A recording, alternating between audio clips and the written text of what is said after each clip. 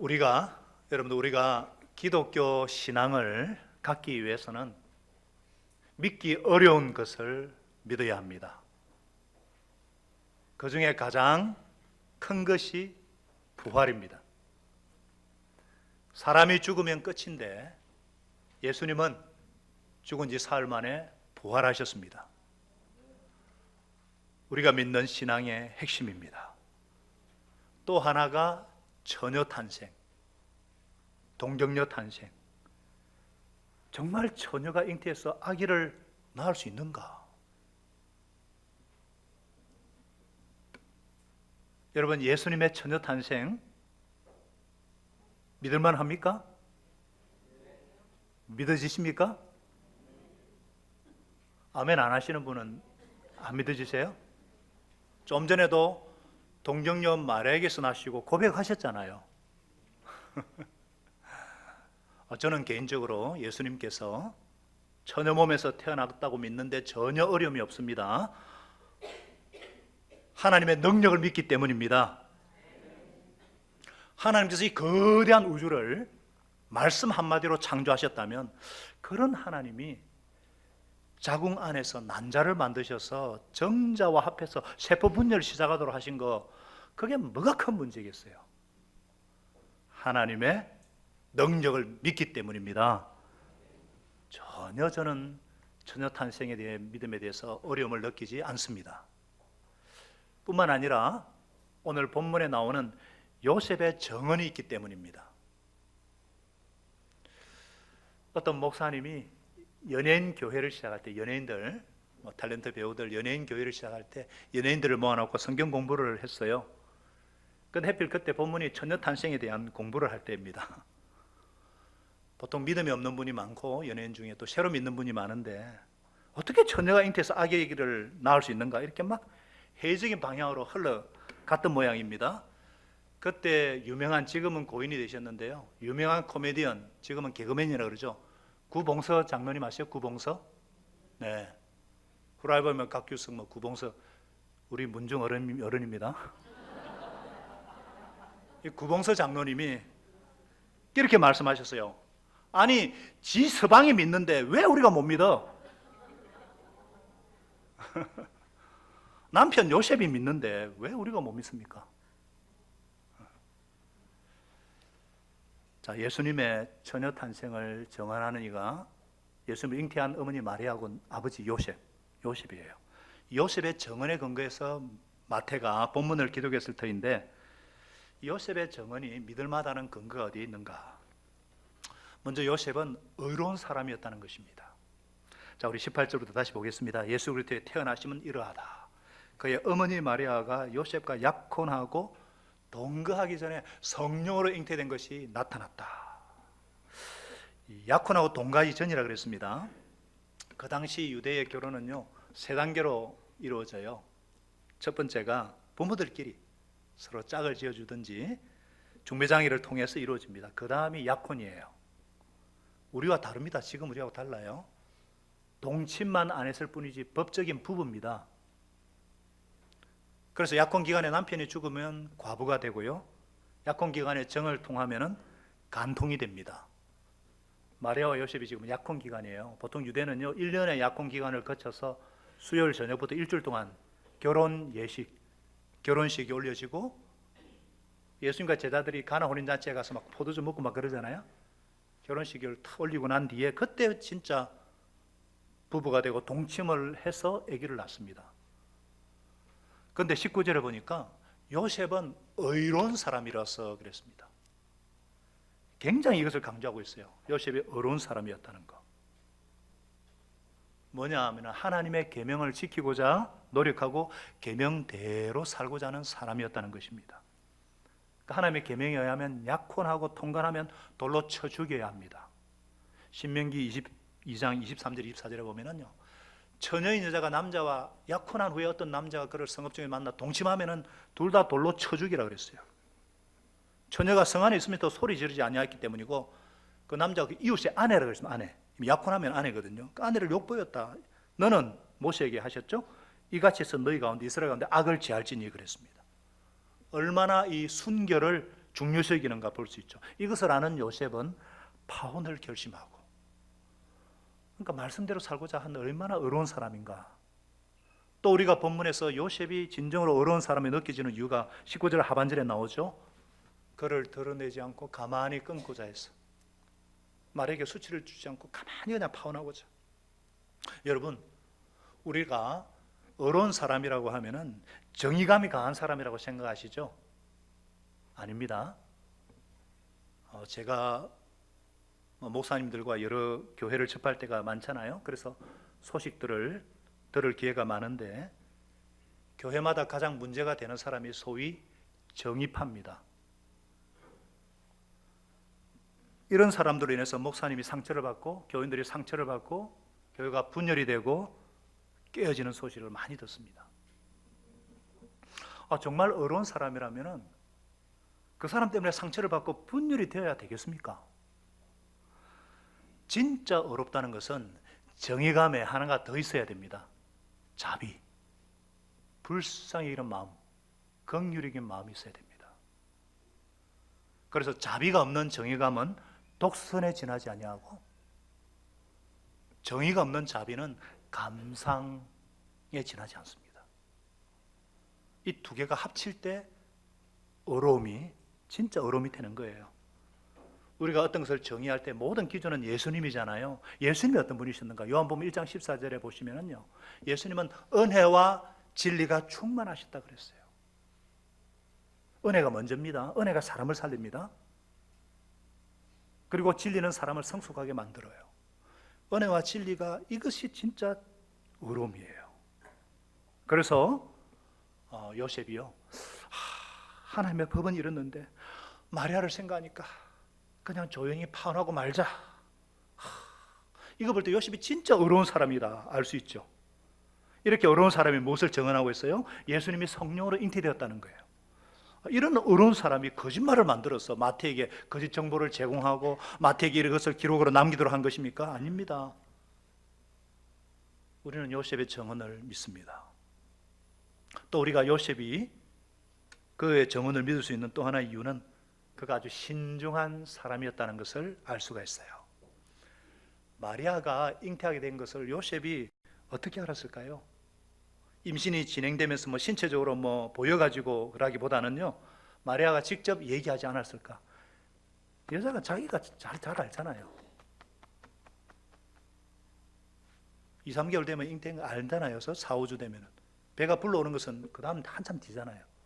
마리아가 먼저 요셉에게 얘기하지 않았을까? 마리아는요, 예수님의 모친 어머니가 될 사람입니다. 누가복음 1장에 보면요, 굉장한 믿음의 여인, 순종의 여인입니다. 요셉도 이런 마리아의 순결함을 잘 알고 있었을 거예요. 그러나 그럼에도 잉태되기 위해서는 남자와 여자가 합쳐야 된다는 정도는 아는 사람이에요. 그럼 뭡니까? 성령으로 말미암아 잉태되었다. 내가 이 여자의 말을 믿어야 되는가? 아니야, 내 경험상 남자 없이는 도저히 어떻게 받아들일 수 없어가지고 지금 막 고민하다가 조용히 끊고 잔 거예요. 그런 요셉이 무엇이 그의 마음을 변화시켰을까? 20절을 보겠습니다. 요셉이 이 일을 생각할 때 얼마나 생각을 했는지, 고민했는지, 생각할 때에 고민하다 잠을 설쳤는지 하나님의 사자가 나타나셔가지고, 다윗의 자손 요셉아, 네 아내 마리아 데려오기를 무수하지 말라. 그에게 잉태된 자는 성령으로 된 것이니라. 천사가 나타나서 이것을 확인시켜 주셨어요. 성령으로 말미암았구나. 성령으로 잉태되었구나. 그래서 마리아를 데려오기로 결정하고 아기 예수를 보호하기 시작합니다. 여러분, 우리는 아주 이상한 생각들을 합니다. 2000년 전의 사람들은 쉽게 처녀가 아기를 배워도 쉽게 믿었을 거라고 천만에요. 3천만입니다. 그때도 어려웠어요. 단지 요셉이 어려운 사람이고 신중한 사람답게 성령으로 잉태된 것을 알았고 그것을 믿었기 때문에 우리가 요셉의 증언을 믿을 수가 있는 것입니다. 그러나 사랑하는 여러분, 정말 중요한 것은 동정녀 탄생은 오직 성령의 능력, 하나님의 능력으로 이루어졌습니다. 우리 누가복음 1장 35절을 같이 한번 한 목소리로 읽겠습니다. 시작. 천사가 대답하여 이르되 성령이 너에게 마시고 지극히 높으신 이의 능력이 너를 덮으시리니 그러므로 나실 바 거룩한 일은 하나님의 아들이라 일컬어지리라. 아멘. 그러니까 하나님께서 하신 일이라는 거예요. 전능하신 하나님께서. 그래서 이 동정녀 탄생은 신비 중의 신비다. 예수님의 처녀 탄생, 탄생이라고 하면 안 됩니다. 사실은 예수님은 원래부터 계셨던 분인데 창세 때부터 계신 하나님이신데 잠깐 육으로 강림하신 거죠. 이 세상에 오신 날입니다. 그냥. 그래서 예수님의 동정녀 탄생이 여러분들의 거침돌이 되지 않고 하나님의 능력을 확인하는 복된 기회가 되기를 바랍니다. 그렇다면 왜 하나님께서 처녀의 몸을 빌어서 이 땅에 육신으로 오셔야만 했는가? 왜 예수님이 처녀의 몸을 빌어 이 땅에 오셔야만 됐는가? 본문에는 구체적으로 설명하지 않습니다만 마태는요, 이것은 바로 이사야 7장 14절 말씀의 성취다 이렇게 정언을 합니다. 22절 3절에 볼 때 이 모든 일은 하나님께서 선지자 이사야로 하신 말씀을 이루려 하십니다. 이르시되 보라 처녀가 잉태하여 아들을 갖을 것이고 이름은 임마누엘이다. 이는 하나님이 우리와 함께 계시다. 그러니까 700년 전에 이사야 선지자에게 약속하신 것을 이루시기 위해서 예수님이 오셨다는 사실입니다. 여러분, 예수님은요 죄가 없는 분이라야 하기 때문에 처녀의 몸을 빌려서 오신 거예요. 그래서 이 유전공학이 지금 굉장히 발달하고 있는데 더 발달되면 밝혀질지는 모르지만 인간의 죄성이 남자의 정자에 있지 않는가 싶어요. 이해가 되세요? 사람은 누구나 아버지, 어머니, 부모님의 육적인 관계를 통해서 잉태가 되잖아요. 그래서 이 첫사람 아담의 그 죄성, 그 육성과 연약함이 그대로 인간들에게 내재되어 있습니다. 그래서 인간은 태어날 때부터 죄인으로 태어났어요. 죄인이기 때문에 죄를 짓는 겁니다. 죄를 지어서가 죄인이 아니라 본질상 죄인이고 짓는 자식이 어르죠. 그 결과로 우리는 생로병사, 죄의 결과로 생로병사를 겪고 오욕칠정, 죄송해요, 불교 용어 써서 단수 줄여서, 그죠? 모든 그런 고통과 연약함을 겪는다는 거죠. 그런데 예수님은 성령으로 잉태되심으로 인간과는 전혀 다른 본성을 가지셨어요. 자, 토끼 아들은 뭐예요? 토끼죠? 토끼죠, 토끼. 토끼의 본성을 가졌죠. 여우의 아들은 뭐예요? 여우 새끼죠? 여우의 본성을 가졌어요. 그러면 사람의 아들은 뭐예요? 사람이죠. 그럼 하나님의 아들은 뭐예요? 하나님이에요. 하나님이에요. 예수님은 하나님이시고 하나님 본성을 가지셨어요. 그러니까 예수님은 처녀 뱃속에서부터 거룩하셨고 순결하셨고 죄를 전혀 알지도 짓지도 않으신 분. 우리가 똑같은 육의 몸을 입고 오셨지만 죄가 조금도 없으시기 때문에 죄인들을 구원하시기에 조금도 부족함이 없습니다. 이것이 바로 예수님께서 남자의 도움 없이 성령으로 동정녀 몸에서 태어나셔야만 하는 이유입니다. 무엇보다도 예수님은 아담과 하와에게 하신 그 약속, 그것을 성취하기 위해서 처녀의 몸을 빌어서 탄생하셨어요. 우리가 창세기를 통해서 인간의 범죄와 타락에 대해서 잘 아시죠? 하나님께서는 범죄하는 인간에게, 또 그것을 인간을 유혹한 뱀, 사탄 마귀에게 심판을 선고하셨어요. 창세기 3장 15절이죠. 같이 읽어볼까요? 시작. 내가 너로 여자와 원수가 되게 하고 너의 후손도 여자의 후손과 원수가 되게 하리니 여자의 후손은 네 머리를 상하게 할 것이요 너는 그의 발꿈치를 상하게 할 것이니라 하시고, 우리가 보통 후손 얘기할 때는 남자 이름을 댑니다. 남자의 후손이다 이렇게 나오는데 여기에 보면 여자의 후손, 여자가 강조되어 나와요. 그리고 생명상 공부하신 분은 아시겠지만 자손은 복수가 아니고 단수입니다. 단수. 우리는 전부 다 남자의 후손들인데 여자의 후손, 동정녀, 처녀의 후손이라는 거예요. 사탄과 여자의 후손과의 엄청난 투쟁을 예고하고 있는데 여자의 후손이요, 너의 머리통을, 대갈통을 박살내겠다는 거예요. 치명상입니다. 너는 발꿈치를 공격할 것이다. 타박상이죠. 그러니까 치명상을 입히고 완전 패배시킬 것이다. 이 약속을 성취하기 위해 바로 처녀의 몸에서 태어나신 분이 바로 예수 그리스도. 할렐루야.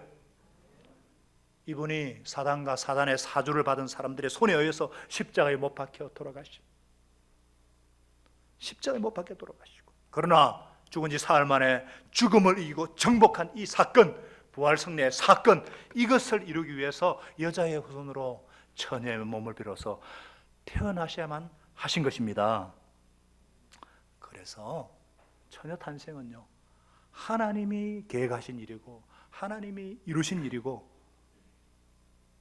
이 동정녀 탄생에 대해서 그래도 혹시나 아직까지 못 믿는 분이 있을까 봐 제가 길게 말씀드렸지만, 아니 천지 만물을 창조하신 전능하신 하나님께서 처녀 탄생과 뭐가 어렵겠습니까? 죽음을 이기시고 부활하신 예수님의 부활을 믿는다면 처녀 탄생은요, 마땅히 표현할 말이 없네요. 그냥 믿어지는 거예요. 그래서 하나님의 능력을 확인하시고 기적을 베푸시는 하나님을 더 의지하시기를 예수님의 이름으로 축복합니다. 여러분, 마태복음 1장은요 앞으로 일어날 모든 일의 예고예요. 그래서 오늘 본문에서도요, 처녀 탄생이 중요한 주제지만요, 처녀의 몸을 빌어 태어나신 예수님, 예수님은 우리에게 어떤 분이신가 더 중점을 두고 있어요. 저와 여러분에게 예수님은 어떤 분이십니까? 첫째로 예수님은 내게 구주이십니다. 우리를 죄로부터 구원하실 분이라는 거예요. 우리 21절을 같이 한 번 더 읽겠습니다. 21절을 요절입니다. 우리 아담스 바이블 암송 구절이에요. 시작. 아들을 낳으리니 그 이름을 예수라 하라. 이는 그가 자기 백성을 그들의 죄에서 구원할 자이심이라 하니라. 여러분, 인간이 아무리 지혜가 발달하고 과학기술 문명이 발달하고 능력이 있다 할지라도 결코 인간의 힘으로 해결할 수 없는 문제가 있지요. 그것이 무엇입니까? 죄 문제입니다. 정치, 경제 문제도 아니고 죄 문제예요. 그리고 그 결과로 난 죽음 문제는 우리 힘으로 해결할 수가 없어요. 예수라는 이름은 히브리적인 의미로는 구원, 구원자라는 뜻이고 헬라적 의미로는 고치다, 치료하다 이런 뜻이 있어요. 그러니까 예수님은 죄로부터, 인간의 근본 문제인 죄로부터, 죄 문제로부터 구원해 주실 분, 나의 모든 상함과 상실과 결핍을 치료하고 건지실 분이시다. 자, 죄로부터 구원한다는 것은 구체적으로 죄의 형벌로부터의 구원입니다. 죄의 심판으로부터의 구원이에요. 제가 신학적인 용어를 쓰지 않고 쉽게 지금 얘기하는 거예요. 사실 법적인 용어입니다만은 형벌로부터 심판으로부터의 구원인데, 여러분, 하나님께서 우리 인생들을 창조하실 때에는요, 선택할 수 있는 자유의지를 가진 존재로 창조하셨죠. 하나님의 형상대로. 그래서 인간은 자기가 선택한 것에 대한 책임을 질 수 있어야 됩니다. 우리가 하나님의 뜻에 어긋난 것을 선택하고 먹지 말아야 하는 것을 먹고 해라는 것을 안 하고 이렇게 죄를 지으면요, 그에 상응하는 형벌을 받아야 합니다. 이것이 죽음이고 심판이에요. 죄 중에 태어난 인간 중에, 사람들 중에 죄 안 짓는 사람 어디 있습니까? 다 형벌 받아야 마땅합니다. 그런데 예수님께서 내가 받아야 할 형벌, 심판을 대신 받고 우리를 구원하기 위해서 오셨습니다. 십자가에서 내가 받아야 할 모든 형벌을 다 받고 돌아가시고 부활하셨어요. 이로써 우리를 죄의 형벌로부터 구원하시고 용서받을 수 있는 길이 열리게 된 것입니다. 여러분, 그렇지 않습니까? 하나님은 우리에게 양심을 주셨기 때문에 내가 이러다가는 천벌 받지, 내가 이러다가는 벌 받을 거라는 두려움이 있어요.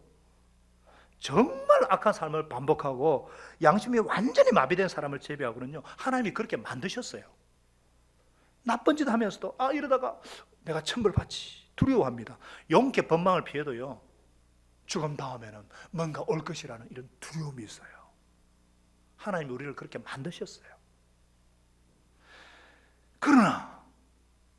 그러나 우리가 예수님을 주님으로 영접하는 그 순간에 예수님이 죄의 형벌로부터 우리를 구원하시는 분이시기 때문에 우리의 모든 죄로부터 용서해 주십니다.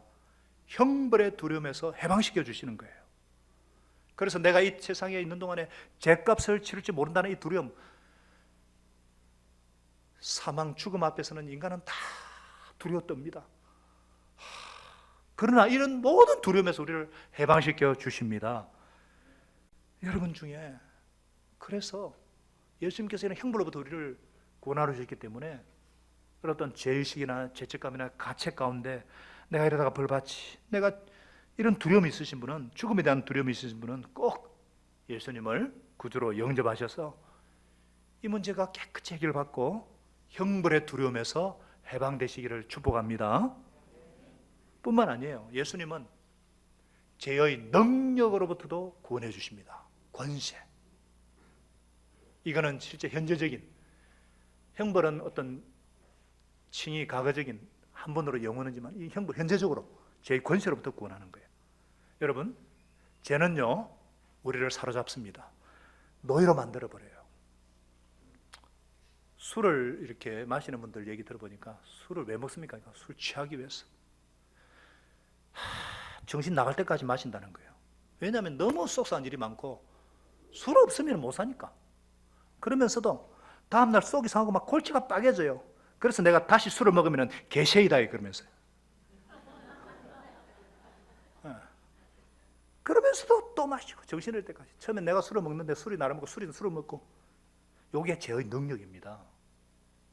한번 우리를 사로잡으면요 틈을 보여주면 막 끊임없이 비집고 들어와서 완전히 사로잡아 버리기 때문에, 그래서 우리가 죄를 지으면 안 되는 거예요. 틈을 주면 안 되는 거예요. 그뿐입니까? 사실은요 어떤 사람이 나에게 서운한 말이나 서운한 습습한 행동을 해도 사실은 내가 여유를 갖고 생각해보면 그 별거 아니거든요. 그럴 수 있다. 머릿속에는 이해가 되는데 뭔가 모를 서운함이 가시질 않고 용서해야 되는 건 아는데 용서가 안 되고, 이게 죄의 능력입니다. 우리 사로잡으려고 그래요. 예수님은 바로 이런 죄의 능력에서 구원하시기 위해서 세상에 오셨습니다. 그럼 우리를 어떻게 죄의 능력으로부터 해방시키느냐? 우리로 하여금요 새로운 소원, 새로운 욕구를 주심으로 해방시켜 주십니다. 뭔 말이냐면요, 자, 여러분들 중에 이미 예수님을 영접했습니다. 또 우리 자녀들 중에 또 세가 중에 예수님을 영접했는데 그래도 아직도 내가 죄에게 끌리잖아요. 끌려가고 있으면요 내가 이 구원받은 게 맞나? 내가 예수님 영접한 게 맞나? 영접했다고 했는데 아직 확실히 영접한 게 아닌가? 막 자신이 없는 분이 계시다면요 그 이유는 첫째로 안 믿어서 그런지 모릅니다. 안 믿어서. 예수님은 분명히 해방시키기 위해 오셨고 또 그렇게 할 수 있는 능력이 있는 분인데 안 믿어요. 막 사단이 기에 대고 막 속삭입니다. 야, 너 그거 몇 년이나 굳어진 습관인데 예수 믿는다고 고쳐지겠나? 맞아. 야, 너 그 불같은 성질, 타고난 못된 성질에 예수 믿는다고 고쳐지겠나? 맞아. 예수님께서 이런 죄의 능력으로 해서 우리를 해방시키러 오셨고 능력이 있음을 믿지 못하니까 그런 권세에서 마귀의 속성에서 벗어나지 못하는 거예요. 또 하나, 죄의 능력에서 벗어나기 위해서는 시간이 걸린다는 것을 모릅니다. 우리의 이 악한 습관, 우리의 잘못된 사고, 이 잘못된 느낌, 이거 형성되는데 오랜 세월이 걸렸습니다. 그런데 이게 바뀌려면요 얼마나 오랜 세월이 걸리겠어요? 그런데 우리는 예수님 영접하고 은혜 받으면요 하루아침에 그냥 단번에 바뀔 것으로 생각합니다. 제가 예전에 도운 형제 중에 이 골초가 있었습니다. 20여 년을 담배를 피워가지고 하루에도 2시간. 이 형제가 예수님 영접하고 담배를 끊으려고 그러는데 결심을 하고 은혜를 받았는데 화장실만 지나가면은 땡긴다는 거예요. 몰래 화장실 가서 옛날에 피우던 습관이 있으니까 또 회개하고 하여튼 그런 어떤 그런 장소에서 그 장소를 제가 피하라. 그리고 계속 예수 이름의 권세 의지해라. 계속 하나님의 성령님의 도우심을 구하고. 그런데 하다 보니까 한참 하다 보니까 극복을 하고 전혀 생각이 안 났다는 거예요. 은혜가 중독을 치료합니다. 여러분, 삶 가운데 습관이 형성되는 데는 시간이 오래 걸리기 때문에요, 벗어나는데도 오래 걸립니다. 심지어 믿음의 조상이라는 아브라함도 25년이 걸렸고요, 야곱은 몇 년이 걸렸는지 몰라요. 모세의 혈기가 죽는 데는 40년이 걸렸습니다. 그런데 우리는 금방 그러면은 너 예수 안 영접 안 한 것 같은데, 그런 소리 하지 마시고 상공부 들어가도록 도우시고 계속 구원의 확신을 갖도록. 여러분, 어떤 사람은요, 조금만 누가 무슨 제안을 해도 자기가 공격당하는 줄 알고요, 막 방어 기제가 막 작동합니다. 막 자기를 굉장히 변호하고 막 세게 나와요. 열등감 많은 사람이 특히 그렇거든요. 이런 습관은요, 하루아침에 되지 않았기 때문에 벗어나는데 시간이 걸려요. 아, 그래, 이 사람이 나를 공격하는 게 아니구나. 그래서 방어해야 되겠다는 어떤 강박관념에서 벗어나고, 언젠가 나를 비난하는 것 같아도 내가 골라서 듣고요, 공격에도 벗어날 수가 있어요. 정말. 그래서 이런 죄로 인한 잘못된 습관, 잘못된 사고, 이거 변하는데 시간이 걸린다는 거 아시고 인내하시기 바랍니다. 예배 자리를 지키시기 바랍니다. 믿음은 들음에서 납니다. 예수 이름의 권세에 계속 붙잡으시기 바랍니다. 너무 중요하니까 참 말이 헛나오는데, 예수 이름의 권세와 능력을 계속 붙잡으시기를 바랍니다. 계속 의지하다 보면요, 권세에서 자유케 하시고, 예수님이 나를 자유케 하신다고 믿으시고 반복하시고 실천하시고 상공부도 수강하시고, 그래서 자유케 되어지는 해방과 은혜와 기쁨을 맛보시기를 예수님의 이름으로 축복합니다. 나에게 예수님은 어떤 분이신가? 둘째로, 예수님은 내게 임마누엘이시다. 예수님이 천혜의 몸을 빌어 이 땅에 오신 목적은 임마누엘, 우리와 함께하기 위해서. 자, 23절 한 번 더 읽읍시다. 23절 시작. 보라, 처녀가 잉태하여 아들을 낳을 것이요 그 이름은 임마누엘이라 하리라 하셨으니, 이를 번역한즉 하나님이 우리와 함께 계시다 합니다. 임마누엘. 예수님의 또 다른 이름은 임마누엘. 예수님이 이 땅에 오신 것은 우리와 함께 계시기 위해서. 여러분, 제가 조금 전에 어떻게 하면 죄의 능력과 권세에서 자유해지느냐? 하나님이 우리 안에 거하심으로 자유해집니다. 우리가요, 예수님을 영접하면요, 그리스도의 영, 하나님의 성령께서 내 속에 들어오셔요. 그리고 내 속에 들어오셔서 떠나질 않습니다.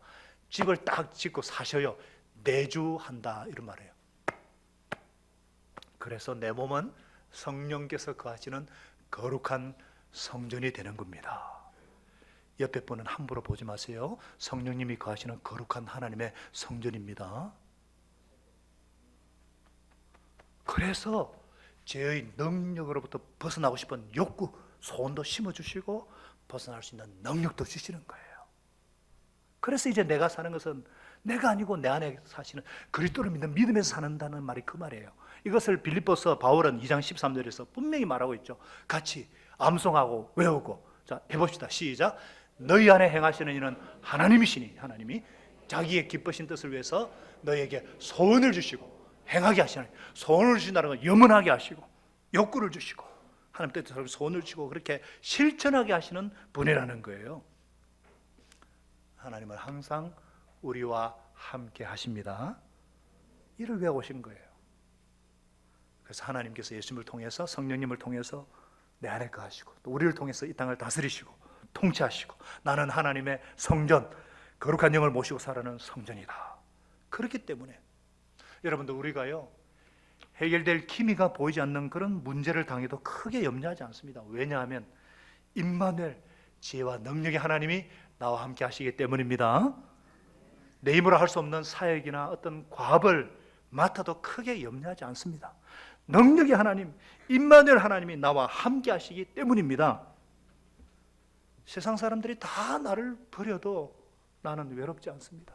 다 나를 떠나도 나는 외롭지 않습니다. 임마누엘, 그 하나님께서 나와 함께 하시기 때문입니다. 우리 이제 자녀들이 크면 대학을 가면 어디 멀리도 가기도 하고 군에도 가고 내 품을 떠납니다. 또 연로하신 부모님들이 세상을 떠나기도 합니다. 사랑하는 친구가 이사를 가면 떠나기도 합니다. 직장으로 떠나기도 합니다. 부부가 서로 정말 사랑하더라도 동시에 죽지 않는 이상 한 사람이 먼저 떠납니다. 그러나 임마누엘, 영원토록 나와 함께 하시는 분이 계십니다.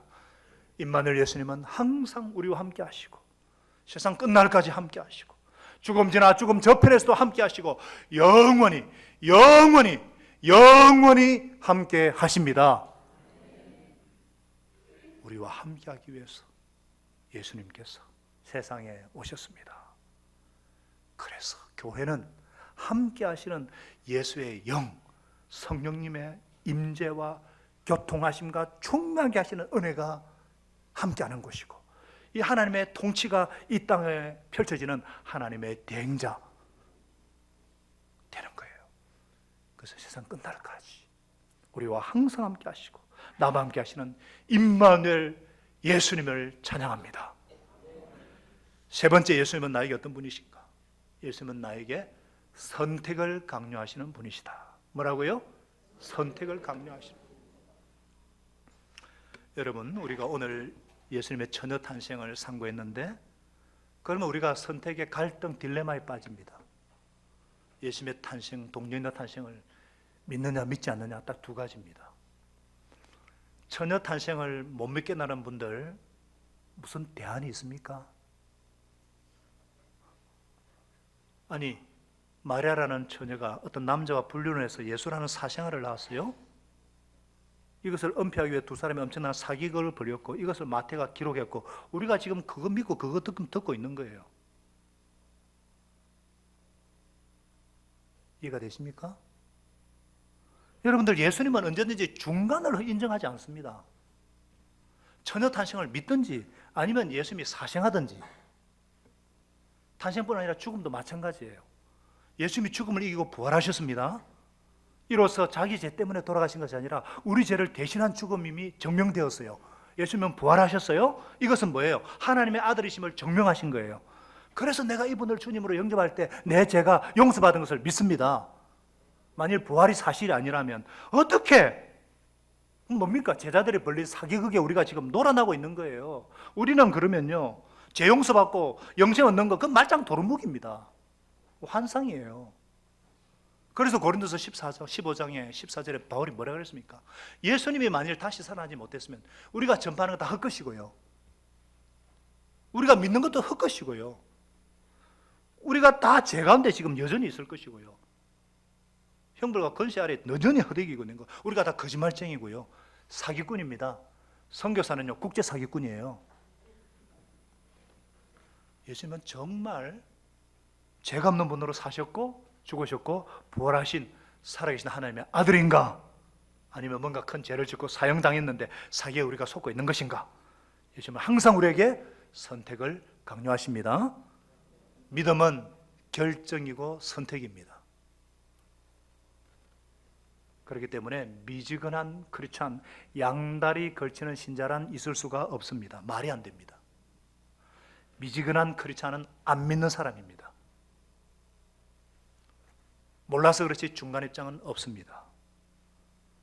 공자님이나 석가모님이나 마음에서는요, 크게 선택하지 않고도 그냥 얼마든지 종교활동할 수가 있어요. 그러나 예수님은 안 됩니다. 예수님은 나에게 선택을 요구하십니다. 예수님을 영접한 이후에도 그렇습니다. 내가 하나님의 뜻대로 살 것인가, 내 뜻대로 살 것인가, 하나님의 방법대로 살 것인가, 내 지혜대로 살 것인가, 하나님의 영광을 위해 살 것인가, 내 이름을 위해 살 것인가, 하나님의 능력으로 살 것인가, 내 힘으로 살 것인가, 중간은 없습니다. 선택을 강요하십니다. 마치 예수님께서 마태복음 6장 24절인가요? 한 주인, 한 사람이 두 주인을 섬길 데 없다 그랬어요. 중간에 없다 그랬어요. 돈이냐 하나님이냐 딱 잘라 말하셨어요. 성경은 어중한간한 건 없습니다. 이런 선택 가운데 내가 하나님의 뜻을 선택하고, 내가 하나님의 방법을 선택하고, 내가 하나님의 능력을 선택하고, 하나님의 영광을 선택할 때에 복이 내립니다. 우리가 내린 선택이 절대로 잘못된 선택이 아니라는 것을 경험적으로, 체험적으로 보여주십니다. 이 복을 누리시는 여러분과 제가 되게 하시기를 예수님의 이름으로 축원합니다. 기도하겠습니다. 우리 하나님은 나와 함께 계시고 우리와 함께 계셔서 세상 끝날까지 함께 하신다 하셨습니다. 임마누엘 주님, 죄로부터 구원하시는 예수 이름 권세를 힘있게 새롭게 의지할 수 있도록, 그래서 그 이름 권세를 가지고 이제 우리가 평안한 마음으로 삶의 현장으로 돌아가십시다. 선한 일의 용기를 가지시고 악을 악으로 갚지 마십시다. 항상 연약한 자를 도우시며 병든 자를 찾아보시며 곤란당하는 이웃을 위로하십시다. 모든 사람을 존경하시며 주님께 봉사하고 주님을 더 사랑하십시다. 모든 일을 믿음과 사랑으로 행하시며 어떤 일에도 소망을 포기하지 마십시다. 거룩하신 성령님과 동행하며 순종하며 기쁨과 감사의 생활을 해나가십시다. 임마누엘 주님은, 좋으신 우리 하나님 아버지는 저와 여러분을 항상 도와주실 것입니다. 이제는 나를 죄로부터 구원하시고 형벌과 심판과 권세와 능력으로부터 구원하시는 능력의 이름, 권능의 이름 예수 그리스도의 놀라우신 은혜와 약속대로 나를 위해 독생자를 보내주신 아버지 하나님의 놀라우신 사랑하심과 우리 가운데 내주하시고 임재하시고 충만케 하시는 성령님의 크신 은혜가 오늘 예수 그리스도를 새롭게 만나고 이 주님을 힘있게 의지함으로 주님과 동행하는 삶을 살고자, 하나님을 기쁘시게 하는 삶을 새롭게 다짐하는 주의 백성들 머리 위에, 그 가정과 생업의 현장 위에, 오늘 의료봉사와 모든 사역자들의 모임 위에, 특별히 16개국의 우리 63명의 선교사들과 그 자녀들과 그들 위에 항상 함께 없시기를 간절히 축원하옵나이다. 아멘. 아버지